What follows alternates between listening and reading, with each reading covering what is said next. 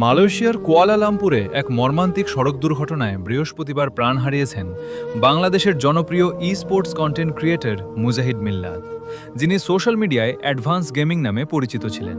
একই ঘটনায় গুরুতর আহত হয়েছেন তার স্ত্রী নাফিসা তাবাসসুম আবিদা।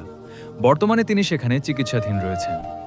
মালয়েশিয়ার গণমাধ্যম জানিয়েছে, এ ঘটনায় জড়িত চালককে গ্রেফতার করা হয়েছে। তিনি দেশটির সেনাবাহিনীর একজন সদস্য। অভিযোগ রয়েছে, তিনি মাতাল অবস্থায় গাড়ি চালাচ্ছিলেন।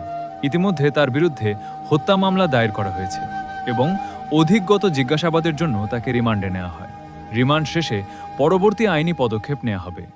পুলিশের প্রাথমিক তদন্তে জানা গেছে, ঘটনার দিন সকালে অভিযুক্ত সেনা কর্মকর্তা তার গাড়ির নিয়ন্ত্রণ হারিয়ে বিপরীত লেনে উঠে যান এবং একটি ইহেইলিং গাড়ির সঙ্গে মুখোমুখি সংঘর্ষে জড়িয়ে পড়ে।